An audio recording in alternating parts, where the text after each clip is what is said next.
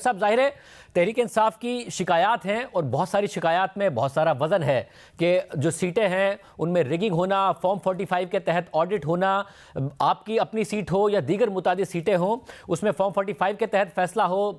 Audit ہو، یہ سارے مطالبات درست، مگر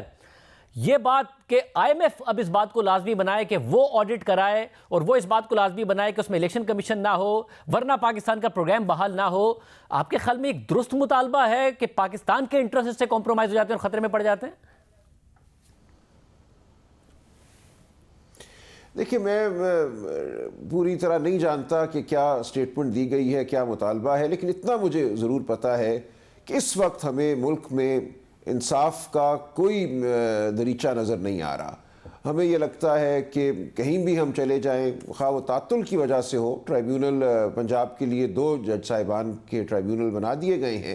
300 صوبائی حلقے ہیں، تقریباً 140 قومی حلقے ہیں، اور اگر 2 جج صاحبان 10 سال بھی مقدمے سنیں تو یہ نہیں ہو سکتے مقدمے ختم۔ تو اس وقت نظر یہ آ رہا ہے کہ سسٹم کے اندر رہ کر کوئی انصاف کی توقع نہیں کی جا سکتی۔ تو ایک بہت ہی مایوسی کا عالم ہے، ہماری آنکھوں کے سامنے ایک الیکشن چرایا گیا ہے، میں خود اس کا چشمدید گواہ ہوں، خود اس کا میں مضروب ہوں، وکٹم ہوں، اور مجھے اب یہ نظر آتا ہے کہ کوئی رستہ آگے نہیں ہے، کوئی بہت ہی عدالت میں ایک عزم پیدا ہو اور وہ چاہے کہ ہم نے انصاف کرنا ہے اور جو ناانصافی ہوئی ہے اس کو ختم کرنا ہے تو ہو، لیکن اس وقت مجھے کوئی خاص توقع نہیں ہے۔ سب کیا وجہ ہے؟ کیونکہ ٹریبونلز کر بھی رہے ہیں، ہائی کورٹس بھی ٹیک اپ کر رہی ہیں، فیصلے بھی محفوظ ہو رہے ہیں، آپ کو لگ رہا ہے کہ یہ نہیں ہو پائے گا؟ آپ لوگوں کی جو سیٹیں ہیں اس پر آپ کو کوئی امید نہیں ہے کہ فیصلے آ جائے؟ بالکل نہیں ہوگا۔ دیکھیں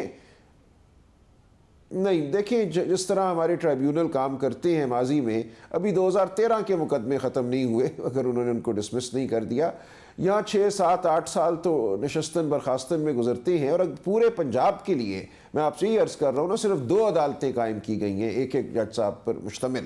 یہاں سینکڑوں مقدمات آئیں گے، اور 2 جج صاحبان 20 سال بھی اگر بیٹھے رہے تو میں آپ کو یقین دلاتا ہوں کہ ان تمام مقدمات کو نہیں سن سکتے۔ قانون کہتا ہے 180 دن میں الیکشن کے معاملات کو ختم ہونا چاہیے، اس کے بعد سپریم کورٹ کی اپیل آ جاتی ہے، کبھی بھی 180 دن میں کوئی مقدمہ ختم نہیں ہوا الیکشن کے حوالے سے، یہ مقدمے 3 4 سال چلتے ہیں، اسمبلی کی مدت ختم ہو جاتی ہے، مقدمے ابھی ختم نہیں ہوئے ہوتے یا اسٹے آرڈر چلتے رہتے ہیں۔ تو اس لیے جو ہمارے سامنے آگے کا راستہ ہے قانونی، وہ انتہائی مخدوش ہے۔ اب ایسے میں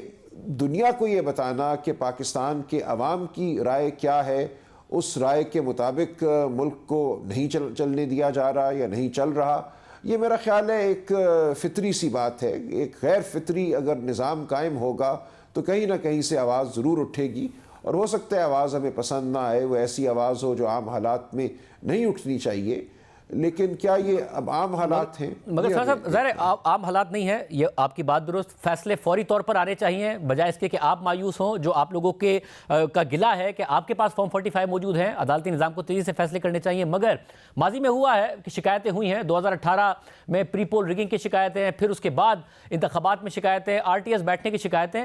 مگر تحریک انصاف حکومت میں آتے ہی گئی۔ آئی ایم ایف کے پروگرام میں تو کسی جماعت نے یہ نہیں کہا کہ آئی ایم ایف یہ نہ کرے، بلکہ شہباز شریف صاحب نے تو پہلی تقریر میں یہ کہا کہ جی ہم چارٹر آف اکانومی کرتے ہیں، ان کے بھائی اور ان کی جو بھتیجی ہیں وہ اس وقت جیل میں تھی، مگر اس کے بعد انہیں بھی جیل میں ڈال دیا گیا شہباز شریف صاحب کو۔ تو یہ کسی جماعت نے کیا نہیں ہے مطالبہ اس طریقے سے؟ نہیں، دیکھیں جو ملک کے لیے بہتر ہے، وہ آئی ایم ایف کا پروگرام ہو، کوئی اور ہو، وہ ہونا چاہیے، لیکن مطالبہ صرف یہ ہے کہ اس کے ساتھ ساتھ کوئی شفافیت کا بھی انتظام کیا جائے۔ اگر کوئی دریچہ بھی ہے شفافیت کا تو اس کو کھٹکھٹانا جائز ہے، لیکن ایسا تو ہرگز نہیں ہونا چاہیے کہ ملک کے مفاد کے خلاف کوئی بات ہو۔ میں نہیں سمجھتا PTI ایسی کوئی بات کرے گی۔ اچھا، مگر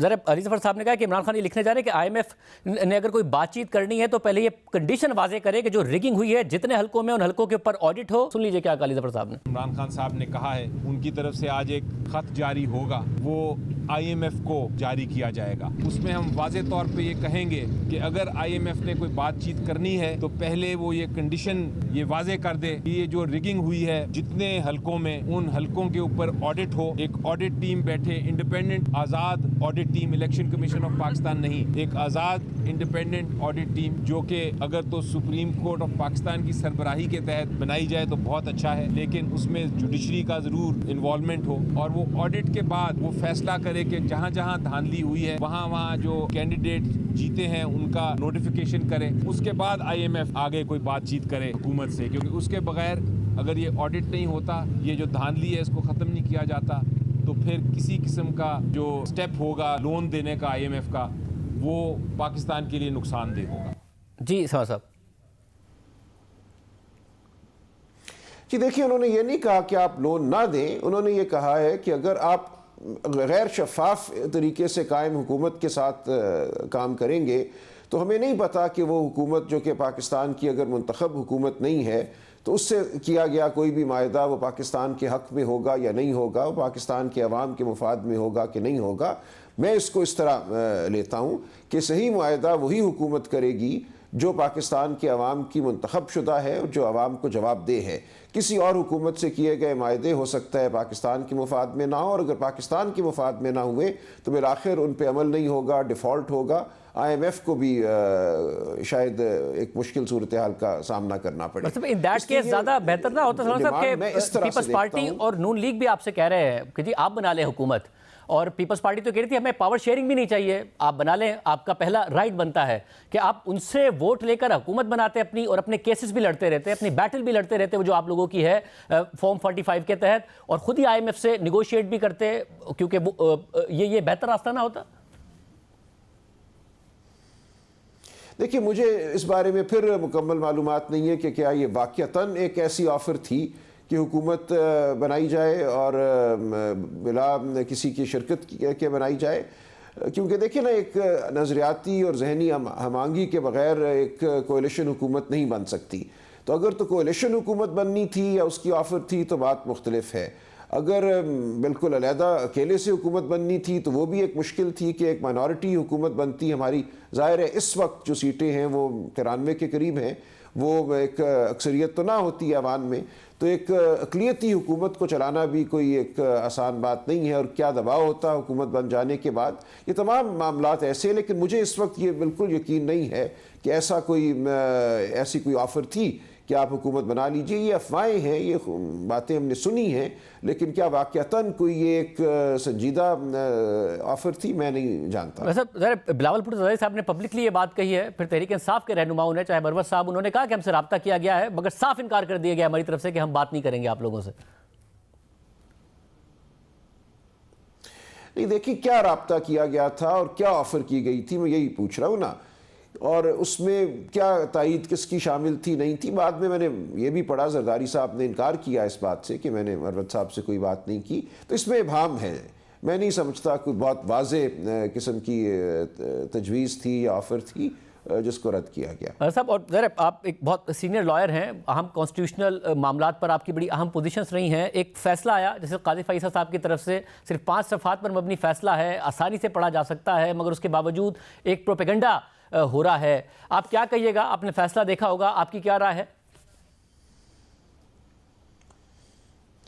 जी, मैंने फ़ैसला बिल्कुल देखा है, और मैं समझता हूँ जो रद्द अमल बाज़ अनासिर की जानिब से आया वो अफसोसनाक है। उस फ़ैसले में कोई काबिल एतराज़ बात नहीं है। उस मुकदमे के जो हालात व वाक़यात थे उनके तनाजुर में ये उन्होंने सिर्फ कहा कि जो चार्ज किया गया, जो इल्ज़ाम लगाया गया, वो एक ऐसी कानूनी शक के तहत लगाया गया जो उस वक्त ही नहीं 2019 में, वो शक 2022 में आई, और ये हमारे आइन का उसूल है आर्टिकल 12 कि आप माजी पे इतलाक़ नहीं कर सकते किसी शक का जो जुर्म कायम करती हो। तो ये बिल्कुल सही बात थी। बाकी जो मामला था 295B और 298C का, जहाँ हमारा ताज़ीरात पाकिस्तान ये कहती है कि अगर कोई कुरान पाक की बेहुरमती करे तो वो मुजरिम होगा, या कोई अगर कादियानियत की तरवीज करे तो वो मुजरिम होगा। तो जज साहब ने सिर्फ इतना कहा उस फैसले में कि ये ना FIR में ऐसा इल्ज़ाम था, ना इस हवाले से कोई शवाहिद सामने आए दौरान तफ्तीश, लिहाजा इस हवाले से मुकदमा जो है इस चार्ज के तहत नहीं चल सकता, क्योंकि चार्ज कानून के मुताबिक नहीं बनाया गया। उन्होंने आइंदा के लिए नहीं रोका, उन्होंने कोई शक जो है कानून की हज़फ नहीं की, सिर्फ इस मुकदमे के वाक़यात और जो मौजूदा تفتیش تھی اس کے حوالے سے انہوں نے فیصلہ دیا، اور مجھے اس میں کوئی قابل اعتراض بات نظر نہیں آئی۔ جو بھی پروپیگنڈا ہوا یا جو بھی اس معاملے کو اچھالا گیا وہ افسوسناک ہے۔ صاحب، اور آخر میں آپ کی نے ایک بھرپور کیمپین چلائی، اور ظاہر ہے آپ کی ہار پر جہاں بہت دوسری نشستوں پر سوال اٹھ رہا ہے، آپ کی نشست پر سب سے زیادہ ہی سوال اٹھ رہا ہے کہ اتنے ووٹ نواز شریف صاحب نے نہیں لیے جتنے آپ کے مخالف امیدوار اون چودھری لے گئے۔ آپ کو بھرپور ووٹ ملے، انہیں ان سے بھی زیادہ مل گئے۔ تو آپ کو لگ رہا ہے کہ آپ جیسے رہنما کو ہم جلد پارلیمنٹ میں دیکھیں گے، یا آپ کو اپنی سیٹ پر بھی امید نظر نہیں آ رہی ہے؟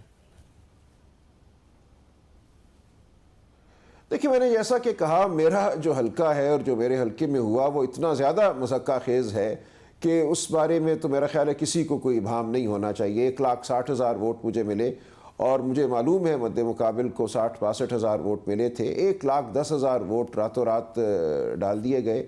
اور اس کے بعد جو صورتحال ہوئی وہ آپ ٹھیک کہہ رہے ہیں، لاہور شہر کا سب سے بڑا لیڈر ان کو بنا دیا گیا۔ اتنے ووٹ نہ میاں شہباز کو ملے، نہ مریم بی بی کو ملے، نہ سعد رفیق صاحب کو ملے، نہ یاز صادق صاحب کو ملے، نہ روہیل اسکر صاحب کو ملے۔ میرے حلقے کا ٹرن آؤٹ 56% ہو گیا، جبکہ میرے ہی نیچے صوبائی حلقوں کا ٹرن آؤٹ جو ہے وہ 40% یا اس سے کم ہے۔ تو جس زاویے سے بھی دیکھیں بات بالکل واضح ہے کہ اس رات کیا ہوا۔ مجھے گردن سے پکڑ کے RO کے دفتر سے نکال دیا گیا، میری بیگم میرے ساتھ تھی، بڑے آرام سے اماں بیٹھے ہوئے تھے۔ ایک سلسلہ تھا کنسالیڈیشن کا جو شروع ہی ہوا تھا، 15-20 پولنگ سٹیشنز کے رزلٹ آئے تھے، اور ہر پولنگ سٹیشن پہ میں جیتا تھا۔ ہمارے پاس جو فارم 45 ہیں، 443 پولنگ سٹیشنز میں سے 437 پہ میں جیتا ہوا ہوں۔ میری ٹوٹل لیڈ جو ہے 95,000 کی ہے۔ تو اس سے واضح برتری اور واضح فتح نہیں ہو سکتی تھی۔ اب اس کو اگر رد کر دیا گیا تو ایک بہت بڑا سوالیہ نشان ہے آئندہ جمہوریت کے حوالے سے، آئندہ الیکشن کے حوالے سے، کہ کوئی بھی الیکشن اس ملک میں ہو سکتا ہے کسی بھی اعتماد کے ساتھ۔ تو یہ تمام ایسے معاملات ہیں جن کو میں سمجھتا ہوں بالآخر ہماری اعلیٰ عدالتوں کے پاس جانا ہے، اور آئندہ کے لیے ہمیں اب